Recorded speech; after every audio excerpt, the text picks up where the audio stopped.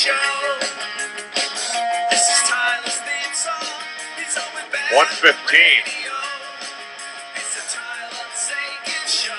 from big finish. Yeah. Oh, and then this. That's from Paul. Paul in.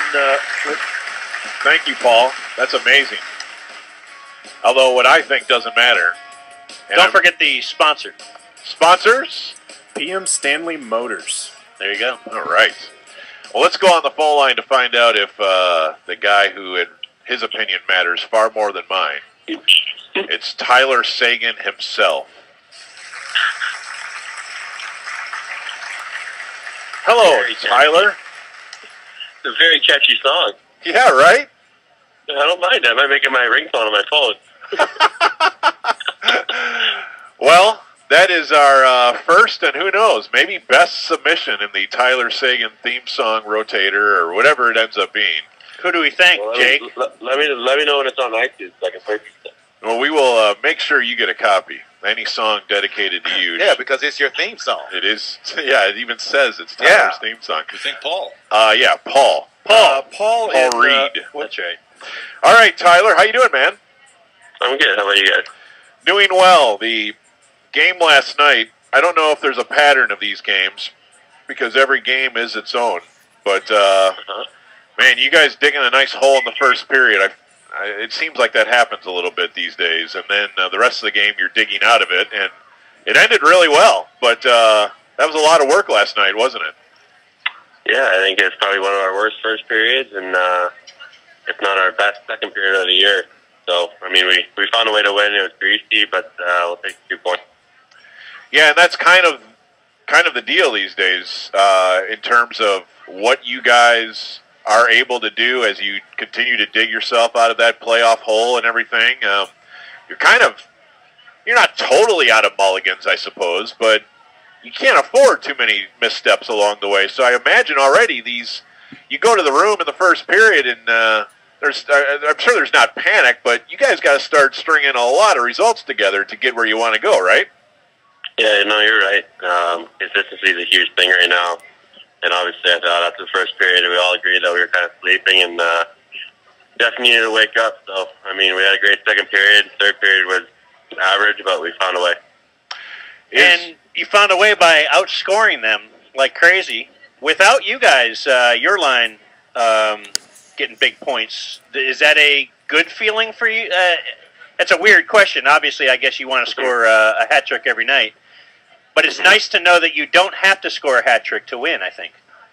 Well, that's definitely a positive thing. I mean, you know, all good teams are going to have depth now, and I thought guys really stepped up. I think maybe half our team wasn't really playing last night. I know Jamie and I have been battling a few things, but it was nice for guys to step up and get the win.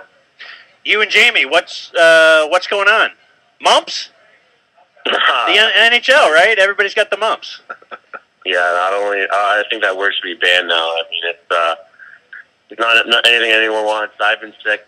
Jamie's been battling a little injury, and I don't think we had our full energy levels last night. But other guys definitely did a great job.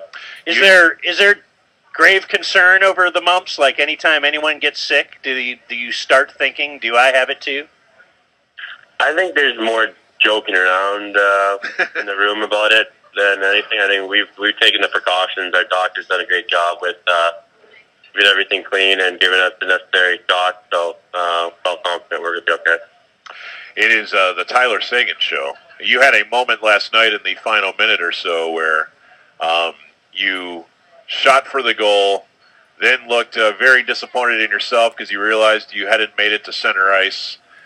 This is back when Ottawa's goalie was pulled at a rather early juncture. I think just under 2 minutes of. And I don't know if you read about this sort of thing, Tyler, but they often say that's the one thing in hockey that statistics say coaches should do even more of, which is pull your goalie even earlier, like with 3 minutes to go or 4. And it sounds insane, but I guess research shows that would be a good statistical play. That said, yeah. Go on. Talk to me about that. No, yeah, Yeah, it's been changing a bit. I mean, over the last 2 years, you've been seeing teams do that more. They've been pulling the goalie pretty early, and for the last minute and a half, our line kind of got caught out with icing. Yeah, when I tried to shoot that puck, I looked down. I realized I was a foot away from the red line, so I was a little disappointed in myself. But, we found a way to get the job done. So we did a good job in the last minute and a half there of playing the zone, and obviously Lindy did a great job in that. What are we going to do about this goalie situation? I certainly realize that a good teammate has to be cool and supportive and all that, but it does look like it's putting a bit of a burden on the whole team that at times the timely saves are not always happening. Can we talk through that issue a little bit? No, I think we got to bail out our goalie a bit more. I mean, I think we've been giving up opportunities. Last night there's a few 4-on-2, 5-on-2, 2-on-1s that shouldn't be happening. I think Carpa had goals like that back, but I guess, Lindback stepped in. He did a great job. He did it against Edmonton on the road as well, so we need to see that. You ever hang out with Lindback? Around the rink, yeah. I just remember... it's like you hang out with us on the radio. I just remember the young Finns hanging out together when we used to go on the road sometimes with the Stars, and they would play... they would come back, and we asked them what they were doing, and they said they were out playing flipper. You remember that? Which is what they call pinball, right? Right. Yeah. The Finns call pinball flipper. So I just wondered if you had a similar, you seem to have a similar relationship with Lindback that we had with the young Finns. I actually think our team's very close, especially on the road. I mean, there's not too many cliques. Everyone kind of hangs around with everyone. But at home, especially the family guys, the single guys don't see them too much away from the rink when we're in Dallas. We're getting fired up about our Stars trip, which is, what is it, like in a month? We're going on the road? A little less than a month. Less, yeah. And we're going to Boston. And it got me thinking about you and Boston and everything. And we'll probably cover Boston more when we're in Boston. But in fact, the Bruins come here next week. Oh, yeah? Yeah. I just wondered what it's like going from that situation and that media to this, which is really it's an easy media scene for the hockey player here, I would guess. Correct? It's different. I mean, I think anywhere in the league you're going to have media and people sharing their opinions. I think maybe in Boston compared to Dallas, when there's more negativity, it's talked about more in Boston than when there's in Dallas. I mean, they're different markets, but again, they're both fun to play in. But definitely in Dallas, but has the upper hand there a little bit. So, how aware were you guys, or let me not say you guys, let me say you? How into the football event of the weekend of great controversy were you caught up in? Just from the standpoint of feeling like you got really jobbed by the ref in some situation that you've been in. I'm curious if you had thoughts on the big Cowboy-Packer game.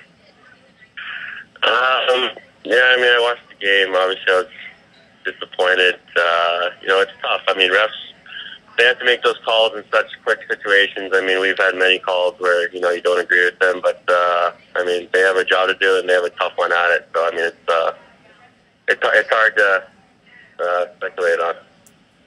But obviously, yeah, it's definitely disappointing. I'm a big fan of Des, too, and it's definitely disappointing.